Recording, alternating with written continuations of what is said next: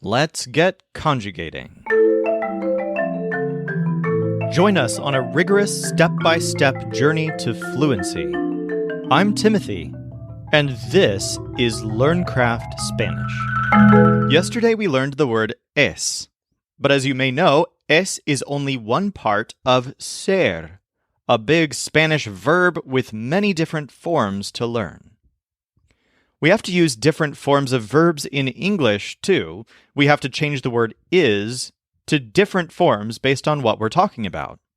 So, for example, let's say we're dealing with this nonsensical sentence. Food is my friend. And then let's play the potato head game by changing the nouns that come before and after the word is. These are my friends. The word is changed to are. And we can change it further. I am your friend. He was my friend. So the word is has changed forms based on the sentence around it. And that's because this verb isn't just one word. It's more like a whole family of words that all mean the same thing, but they appear in different ways depending on the context. The parent of all of these words in English is the verb to be. And in Spanish, the parent is ser, spelled S-E-R. So the word es that we learned yesterday is just one of many, many forms of ser, just like the word is one form of the verb to be. What we're learning to do is what we call conjugating, or changing the verb to agree with what it goes with.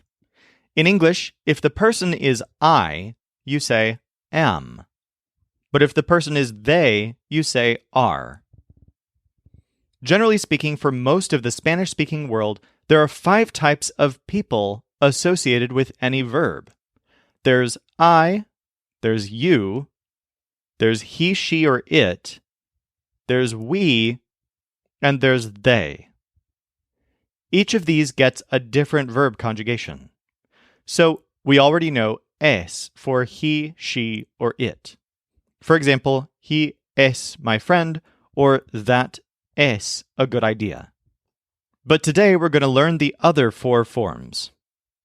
I'm going to present these forms to you in 2 different ways. First, without a memory palace, and then with a memory palace. That way you can choose which way you prefer to learn. So for starters, let's just list the different conjugations. I am is I soy. S-O-Y. You are is you eres. E-R-E-S. Eres. We are is we somos. S-O-M-O-S. Somos. They are is they son. S-O-N. So again, I soy, you eres, he, she, or it es, we somos, and they son. Now let's see if you can remember all of that. We'll test these with a few sentences. How would you say, they are my friends? They son my friends. Ellos son mis amigos. How about, we are students?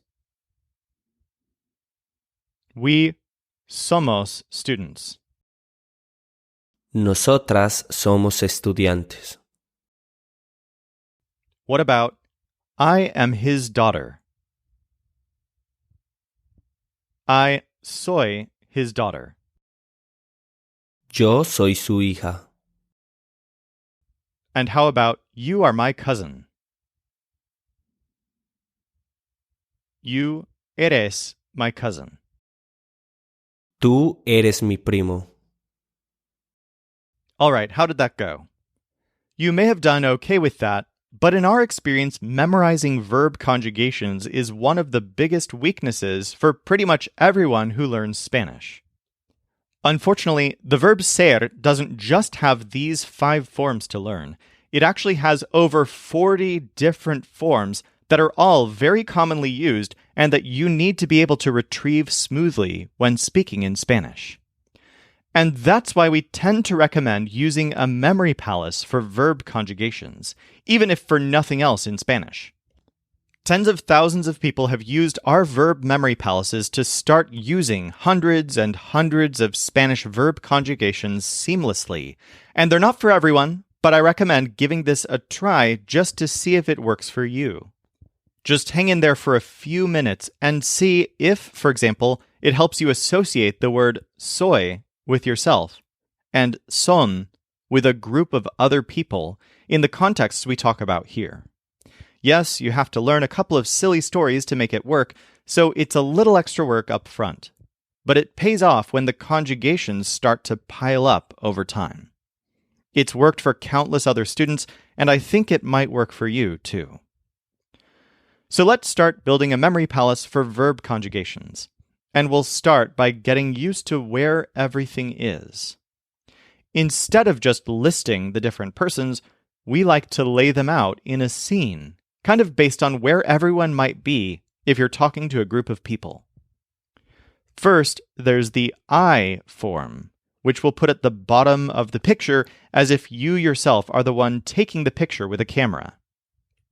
Then there's we, which goes next to you at the bottom of the picture, almost out of shot, as if the we group is right next to you.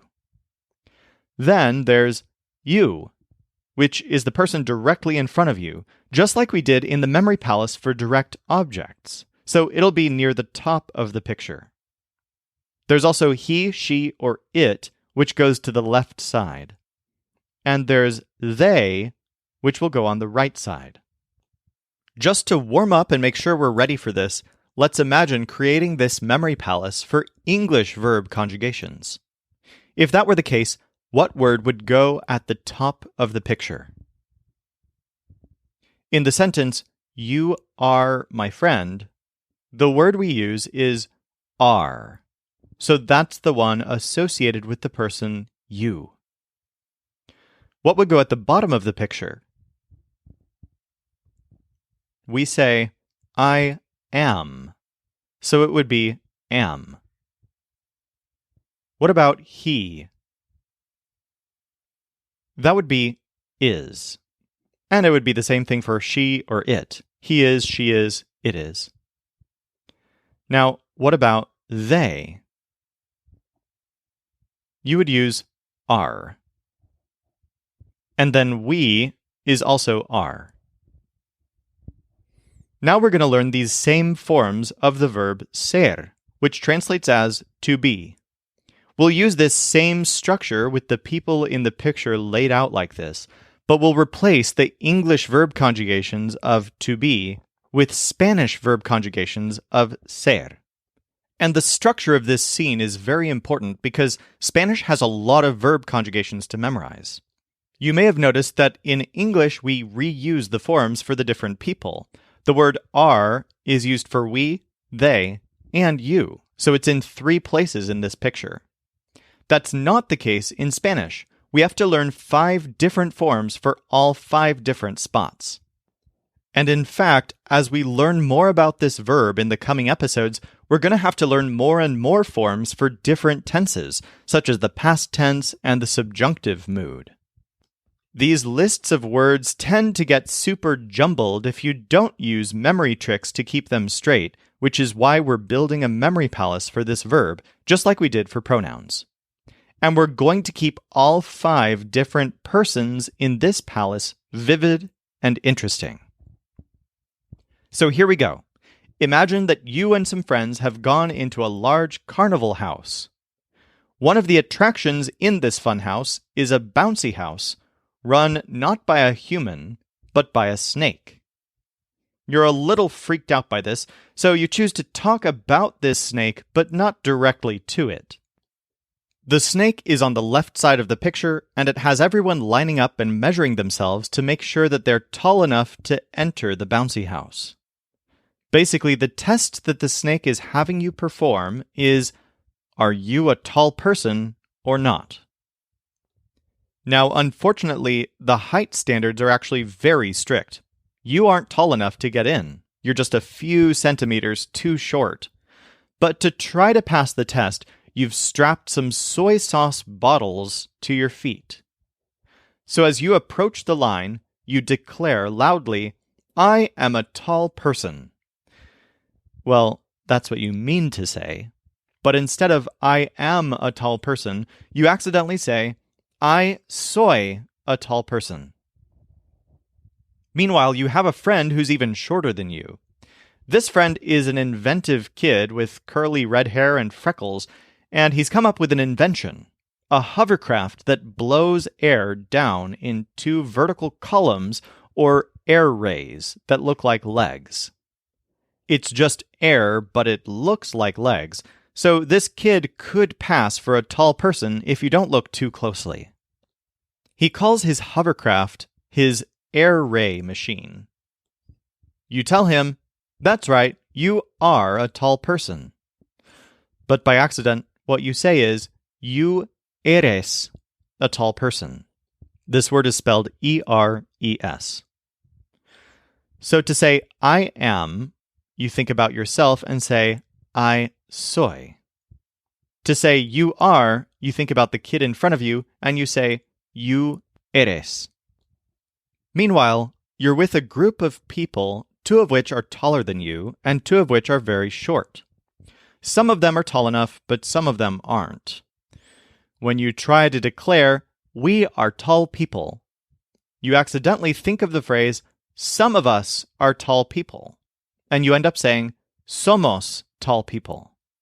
This word is spelled S-O-M-O-S, somos. So before we go any further, remember this scene. Picture yourself with the soy, your friend in front of you with the air rays, or eres, and your group of friends with the word somos. We'll go ahead and test this before learning two more words. I'm going to present some sentences, and your job is to translate the verb into Spanish based on what you remember from this memory palace. First, you are my friend. That's the kid in front of you with the air rays. So it's, you eres my friend. Tú eres mi amigo. Next, we are the students. The we here is the group of people around you, where some of us are tall. So this is, we somos the students. Nosotros somos los estudiantes. Next, I am a good friend. Remember what it feels like in this scene to have soy sauce bottles strapped to your feet. I soy a good friend. Yo soy un buen amigo. Now let's talk about the snake, who represents he is, she is, or it is. This reptile keeps saying es all the time, which is a bit creepy. You talk about the creature with your friends, in particular noting that the snake itself is not tall enough to enter the ride. To say, the snake is not a tall person, you say, the snake no es a tall person. Meanwhile, on the right side of the image, a group of pandas have been waiting for most of the afternoon right next to a window. They've been blasted by the sunlight for so long that their fur has started to turn red. You remark, they are tall pandas. But thinking about the sun that's burning their fur, you say, they son tall pandas. Try to picture vividly the snake to the left next to the bouncy house and the pandas to the right next to the window. And remember that they represent es and son. This may seem like a lot of work just to learn 5 conjugations, but the point here is to get them vividly stuck in your visual memory so that when you learn 500 more Spanish verb forms, you don't ever get them confused with each other. For a visual aid here, we've provided a drawing of this scene at lcspodcast.com/13. All right, now let's see how well you can remember all 5 people by testing this with some rapid-fire contexts. For these, don't worry about any words in the sentence other than just the verb. She is my friend. She es my friend. I am a student.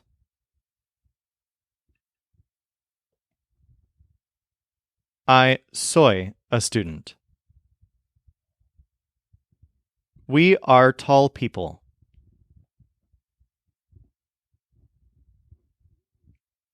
We somos tall people.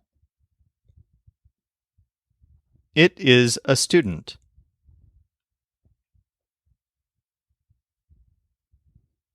It es a student. You are a diligent worker.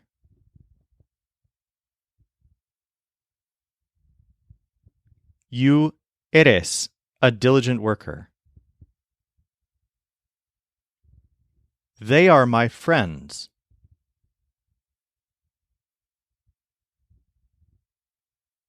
They son my friends. Keep remembering each of the characters in this scene, especially yourself, the friend with curly red hair, the pandas, and your own motley crew of tall and short friends. In the memory palaces that we present going forward, for ser and for other verbs, your friend with curly hair will always represent you, and the pandas will always represent they. So we just learned 5 forms of ser to use as verbs in sentences. But what about the word ser itself? S-E-R. It's basically the equivalent of the term to be in English. Ser is the name of the verb, the umbrella term that represents all these conjugations that we learned.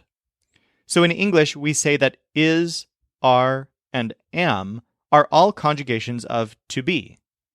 In Spanish, soy, eres, es, son, and somos are all conjugations of ser. But it's also possible to use the word ser in sentences specifically as a noun. It represents the idea of being something or to be something. Here's an example. We can take the sentence template, I like food, and we can turn it into, I like to be a student. This translates as, I like ser a student. Me gusta ser estudiante. So the whole concept of to be a student is being treated as a noun, and that's what the basic form ser is for. We'll dive deeper into a lot of flexible ways to do that later this week. But for now, let's practice a couple more examples. To be president would be cool. Ser president would be cool. I want to be a good student. I want ser a good student. All right, now time to quiz with all of our forms of ser, along with some of what we've learned previously. Note that I'm going to throw in a few uses of is, am, and are that don't get translated as conjugations of ser. So watch for any uses of is, am, or are in English that aren't specifically referring to what something is. First example. They want to be good friends. They want ser good friends. Quieren ser buenas amigas. What is there in the kitchen? ¿Qué is there in the kitchen? ¿Qué hay en la cocina? She and I are sisters. She y I somos sisters. Ella y yo somos hermanas. They are my friends. They son my friends. Ellas son mis amigas. That is a problem. That es a problem. Eso es un problema. I am working with them. I am working con them. Estoy trabajando con ellos. This is my brother. This es my brother. Este es mi hermano. I'm a good guy, really. I soy un good guy, really. Yo soy un buen tipo, de verdad. I think they are running around here.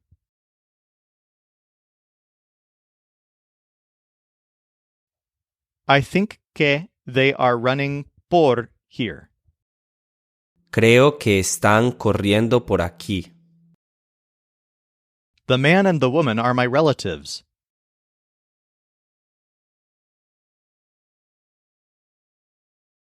El man y la woman son my relatives. El hombre y la mujer son mis parientes. I promise I am a good student.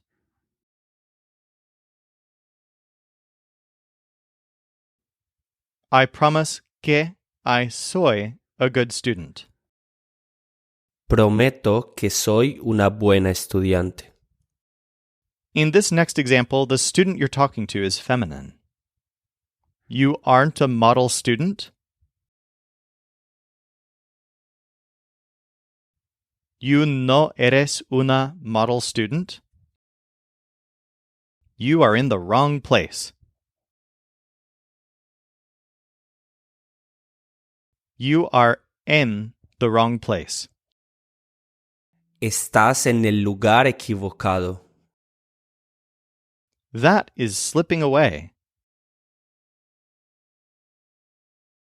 Eso is slipping away. Eso se nos está escapando. He wants to be governor. He wants ser governor. Quiere ser gobernador. In this next one, them is feminine. The ladies know them. Las ladies las know. Las damas las conocen. You are not my mother. You no eres my mother. Tú no eres mi madre. In this next example, them is masculine. Why didn't the girl see them?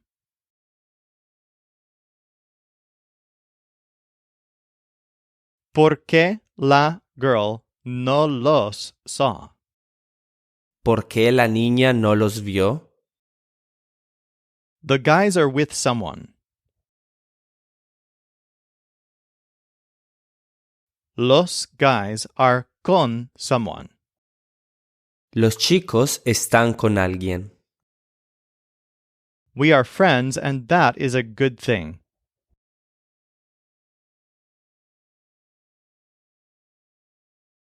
We somos friends, y eso es a good thing. Nosotros somos amigos y eso es algo bueno. For more practice with all of this, and to see the picture we've drawn of the memory palace, go to lcspodcast.com/13. Tomorrow, we're going to explore the mysteries of forming sentences in Spanish with verbs, but no named nouns. This show is brought to you by LearnCraftSpanish.com. The Spanish voice in this episode was our coach Michael Agudelo. Our music was provided by the Seattle Marimba Quartet, and I'm Timothy, encouraging you to do the hard work of learning Spanish. Acquiring a second language is one of the most fulfilling things you can do, so start your fluency journey today at lcspodcast.com.